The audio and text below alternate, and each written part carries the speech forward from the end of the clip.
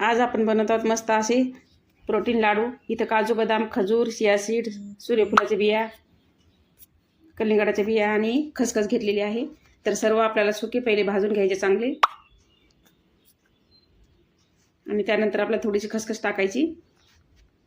अप्रतिम असे लाडू होतात।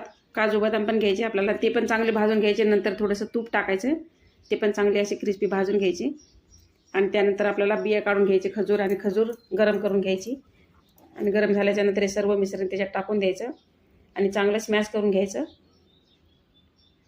एकदम छान गोळा बनतो। त्याचे लाडू पण बनवू शकता तुम्ही किंवा वड्या पण बनवू शकता।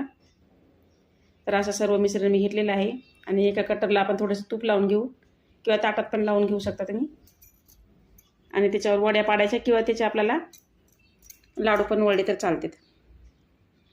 तर मी वड्या टाकलेल्या आहेत आधी, त्याच्यामुळे मी आता लाडूच वळलेले आहेत। तर असे प्रोटीन बार आपले लाडू एकदम तयार झालेले आहेत। मस्त आवडले असेल तर एक लाईक नक्की करा, तुमच्या मित्रमैत्रिणीला शेअर करा आणि घरात असे लाडू नक्की बनवून ठेवा। तुम्हाला भूक लागली असेल तर एक लाडू तुम्ही कधीही खाऊ शकता, एकदम मस्त आहे। व्हिडिओ आवडला असेल तर एक लाईक नक्की करा। Bye bye.